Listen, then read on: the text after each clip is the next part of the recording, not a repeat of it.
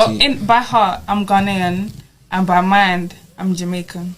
And sorry, come again. I'm fully Nigerian. Yeah. But by heart, what is it with people wanting to like claim Jamaican like?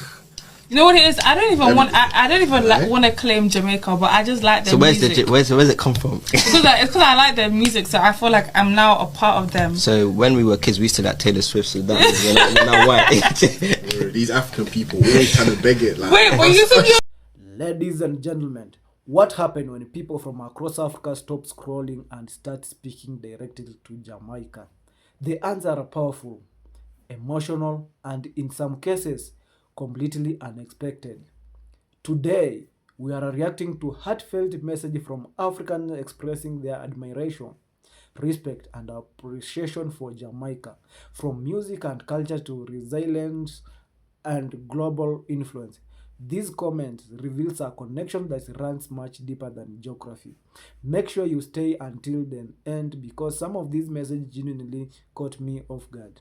If you have not subscribed to this channel, please remember to subscribe, like, and stay tuned. Every day I'm a proof that Jamaica is literally the capital of the world. Wanna watch this? Now I see without Jamaica, there is no Africa. Yeah, it take a conscious people to understand what me I say. I mean, no, so enough for now go agree with it. But make you know like and share. Without Jamaica, there is no Africa. Because you see, we in Africa, we never know for we true self, we never know who we are, we never know what we have, we never value ourselves. We don't have no identity, we don't have no respect, we don't have no recognition until Jamaica tell we that through reggae music. A Jamaica highlight we in Africa. A Jamaica put black people on the global map. Every first black president in Africa get inspired by Jamaican, Marcus Garvey. And through reggae music, Africa get freedom. So without Jamaica, there is no Africa. I mean, our blood clot business will only want bomb clot. Now if that no proof too, no, I don't know what else to say. Or again. South Africa, I think I can confirm our true siblings in the diaspora, a nation just as unserious as us, and that is Jamaica. Because while they are being hit by the most powerful storm ever, and the rest of the world is sending thoughts and prayers, this is what Jamaicans are up to.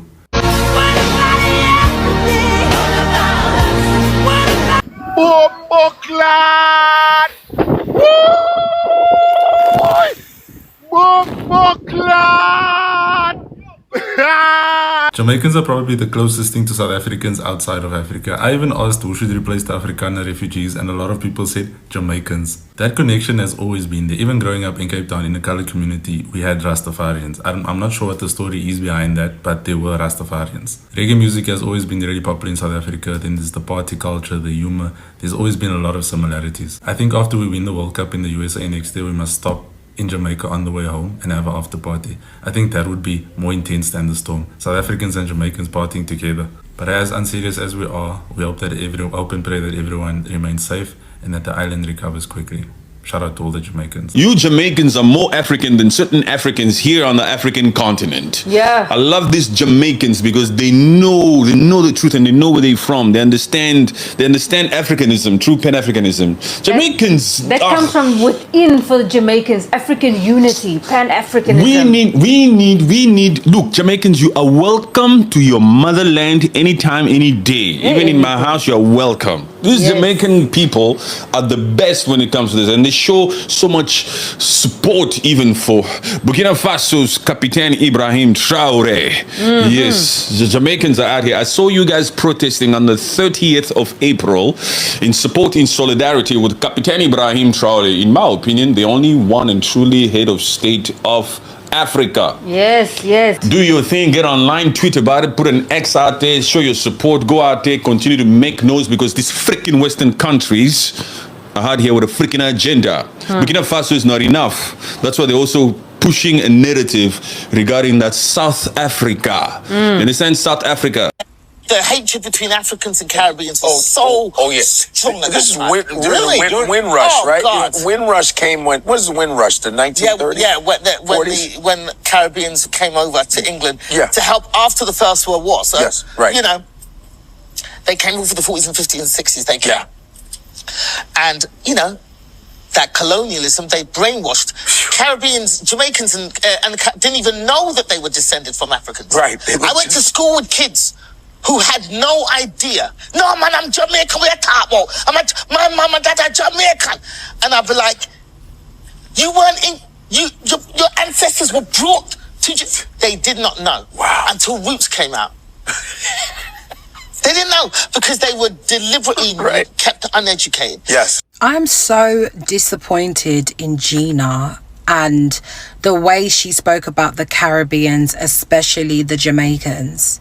She made out that the Caribbean or the Jamaicans are some dumb fucking black people who have never studied their history or even know where their culture comes from. And that's the furthest thing from the truth. Now, don't get me wrong. I understand that it was an anecdote from her childhood and from her experience. Absolutely. But the way she said it, it was a sweeping generalization. And that's just something I can't fuck with, especially coming from Gina. I feel like we need to have a serious conversation when it comes to this generation and, you know, the African and the Caribbean experience and how we intermingle with each other. I feel like for that particular generation, Gina's generation and kind of beyond, especially for the Africans, you guys have unresolved resentment issues towards Caribbean people that you need to unpack. In no way am I saying that this is for all Africans, you all have resentment for us. No, that's not what I'm saying, because the rhetoric that comes out of these people's mouths, they're mainly Nigerian, right? And I just feel like we need to unpack that with that particular generation, because that particular generation was absolutely bullied by the Caribbeans and the Jamaicans. They were absolutely, unequivocally bullied bad. You understand? And we absolutely need to acknowledge that. And I feel like sometimes this is where the rhetoric comes from, or the resentment or some of the disdain comes from when they're speaking about us. And for that, accountability absolutely needs to be taken, because that shit was wrong and it's self-hatred beyond belief. But let's talk it. If we're going to talk the truth, let's talk the truth. Because also in school, the Africans, particularly the Nigerians, were also lying about where they were from, and they were calling themselves Jamaican or half Jamaican or half Caribbean, half this, half that. Even Burna Boy said it. I considered myself like more Jamaican at the time. It was minimal Nigerians around me at the time. When everybody that I was supposed to, that I had supposedly come out of Nigeria with was either in like school or in Peckham. You know, I ended up in Brixton, you know, so I considered myself like more Jamaican at the time. Because simply for the fact that everyone around me was Jamaican and Caribbean and stuff, and it was minimal Nigerians around me at the time. So if you're gonna talk up the things, then talk up the truths and don't talk in half-truths, you understand? Because the majority of Africans, not all, the majority of you guys back then, you weren't repping your countries or repping your flags or whatever it is as hard as you do today. Let's be absolutely clear. And I feel like it's because the Caribbeans migrated over here first, they established their culture here first, and obviously you guys were trying to fit in as well as you can. It's understandable, you know what I mean? And then for her to say that we didn't know our history until we saw Roots, I feel like that was such a low blow, and that really hurt me. Like really, it really did hurt me. Because do you know how many legends and activists have come out of the Caribbean alone, including the great Honourable Marcus Garvey, Norman Manley, who established Jamaica's independence, Nanny of the Maroons, who was literally forced to be reckoned with, who ran out the white people and was doing uprisings in the hills. Like, I don't think you understand our history. I understand completely that there were ignorant Jamaicans out there who some might not know their history and all of those sorts of things. But please, when you're talking about us and you're talking about history, remember we have legends in this, you understand? To the point where Patrice Lumumba and Kwame Nkrumah was literally in awe of Marcus Garvey. I want this division to stop. Stop. It's not needed. It's not warranted. We've got bigger fish to fry. Drop it out. You think anyone can diss up a African or even a Nigerian in my face? Yo, they're getting cussed stink. My love runs deep for all of you in a different way. You know what I mean? Yes, we need to have these conversations because yes, it needs to be acknowledged. But please, do it in a different way and do it in a loving way. This was not it. And if you're going to talk on history, then you have a responsibility to get it right. Everyone needs to do better. Everyone does. But find another way.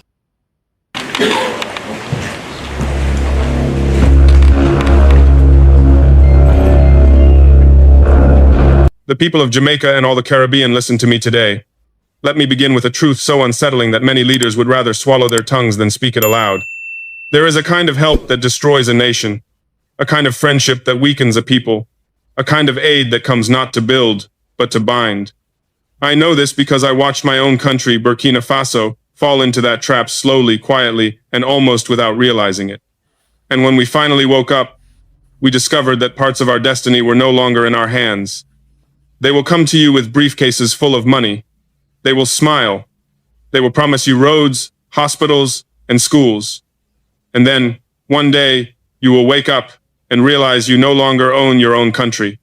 I do not want Jamaica to ever reach that moment of painful discovery. For decades, my country accepted aid from the West. We were told it was for our development. We were told it was because they cared about us. We signed the agreements. We took the loans. We opened our doors to their organizations, their advisors, their experts. And what did we get in return? We got debt. We got dependency. We got contracts that favored their corporations over our people. We got military bases on our soil. We got leaders who answered to Paris and Washington before they answered to their own citizens. You see, destruction does not always arrive with bombs and armies. Sometimes it comes wearing a smile. Sometimes it comes speaking softly about support, partnership, and assistance. Sometimes it knocks on your door with documents, not weapons. And if you are not careful, you will sign away far more than you receive. Today, I speak to Jamaica not as a politician, not as a president, not as a soldier, but as a brother who has seen what lies behind the promises of Western aid and who wishes to shield you from the dangers we once ignored. In Burkina Faso, we grew up hearing the same story many nations in the global south hear. We will help you develop. We will support your growth. We will guide your progress. It sounds so harmless, doesn't it? So generous. So friendly. But it is only friendly as long as you obey. It is only generous when you remain small. It is only harmless when you never question the hands that feed you. And slowly, over years and decades, this type of support becomes normal. It becomes expected. And eventually, it becomes necessary not because your people cannot build, but because you were conditioned to believe you cannot build without foreign help. That is how dependency begins. Not with force, not with violence, but with comfort.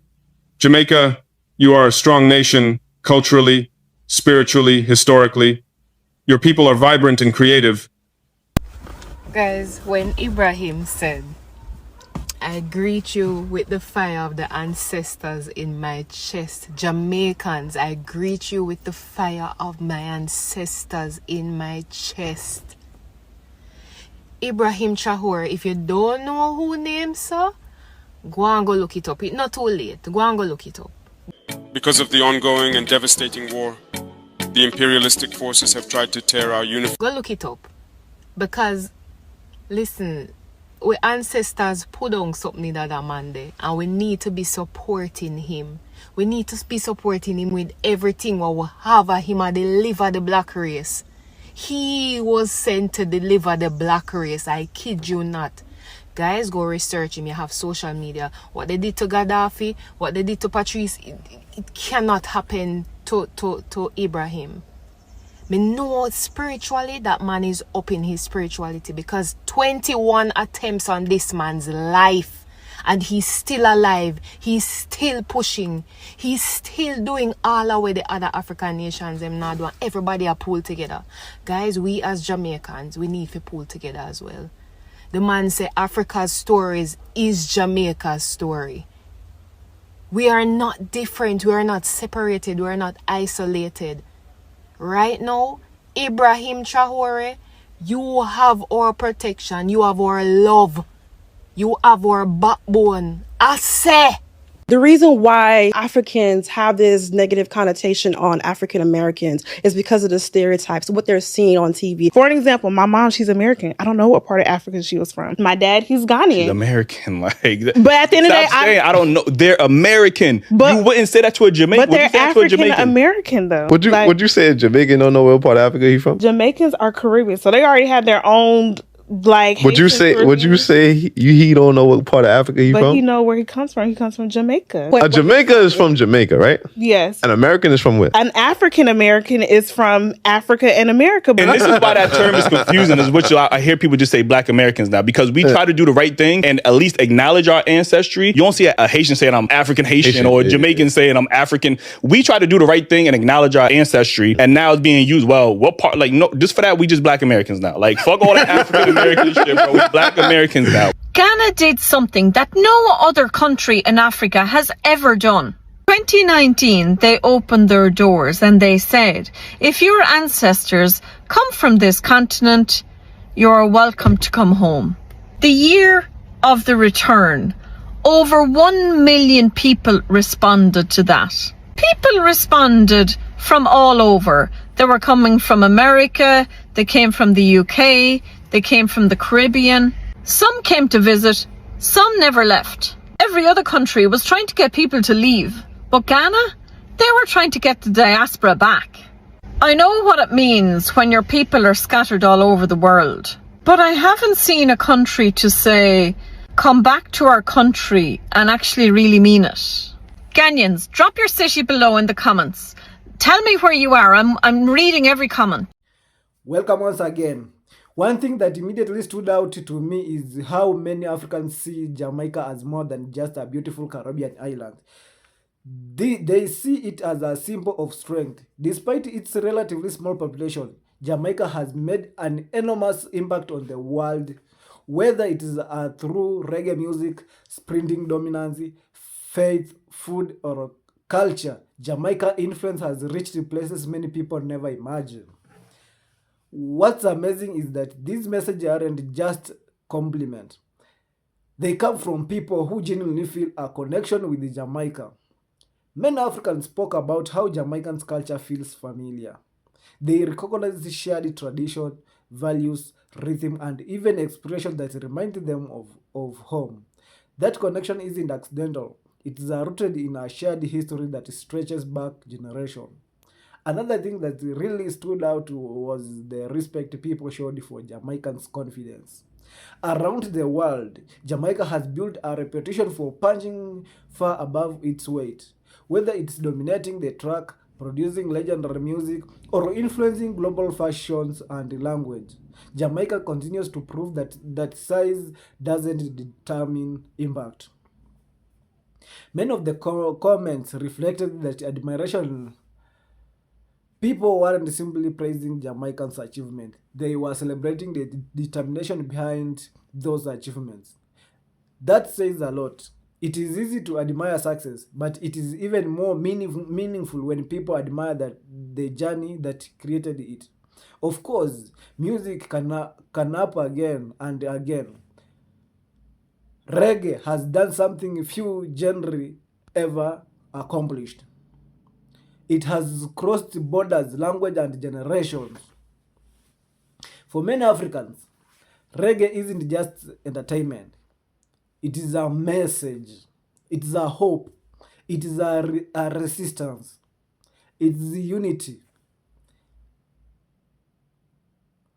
It's Artists like Bob Marley introduced millions of people to Jamaican culture while also speaking about freedom, justice, and equality. Those messages continues to resonate today. And that is why Jamaicans hold such a special place in so many hearts around the world. Another thing I noticed was the genuine curiosity. Many Africans expressed a desire to visit Jamaica one day, experience the culture firsthand, taste authentic Jamaican food, and meet the people they have admired for so long. That tells you something important. When people think about Jamaica, they don't just think about beaches. They think about the people, the warmth, the energy, the confidence, the sense of identity. These qualities leaves a lasting impression. I also appreciated how many comments emphasized unity instead of division. Instead of focusing on what separates African and the Caribbean, these voices focused on what connects them. Shared history, shared struggles, shared victories, and shared hope for the future. That's a refreshing perspective in today's world. It is a reminder that cultural connection can be stronger than geographical distance. Even thousands of miles apart, people can still recognize themselves in one another. One message that really stood out said that Jamaica continues to make Africans proud because the country constantly shows the world what is possible through talents, hard work, and belief. I thought that was incredibly powerful. Jamaica has become a source of inspiration far beyond the Caribbean. Every time Jamaica athletics dominate on the art track, every time Jamaican athletics top international charts, every time Jamaican's culture capture global attention. People around the world are reminded that greatness isn't measured by population or the land size. It is measured by impact. And Jamaican's impact has been extraordinary. Perhaps the biggest takeaway from all these messages is this: respect creates connection. When people celebrate each other's achievements instead of competing against one another, everyone benefits. The relationship between Africa and Jamaica is built on history, but it's also being strengthened every day through culture, communication, and mutual appreciation. That is something worth celebrating. After reading and reacting to this message, one thing is clear: the love between Africa and Jamaica is real.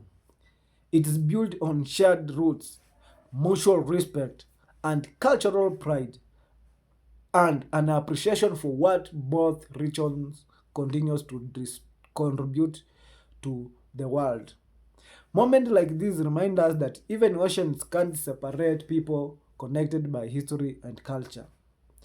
Now, I would love to hear from you. If you could send one message to Africa, what would it be? Share your thoughts in the comment below because I would genuinely love to read them.